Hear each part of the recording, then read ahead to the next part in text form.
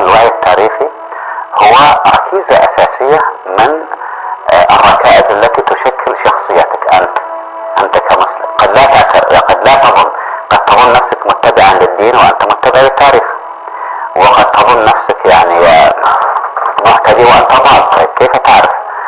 الوعي التاريخي يعلمك.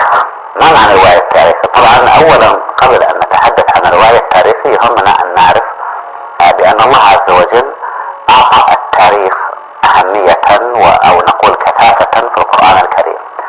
كنا نعرف أن ثلث القرآن قصص مثلا.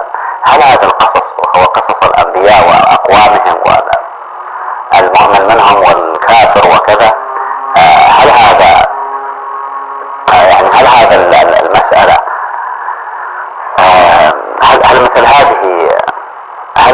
هذه الأمور عندما يذكر الله عز وجل عن القرآن الكريم، يعني عن الأقوام السابقة والأنبياء وأقوامهم والأمم، هل يذكرها لنا من باب الترف؟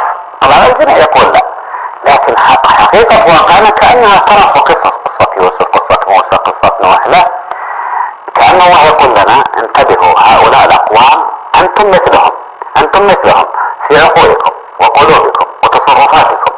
احذروا أخطاءهم، تجنبوا زللهم، تجنبوا أسباب كفرهم وإعراضهم. وذكر الأسباب أيضا في نفس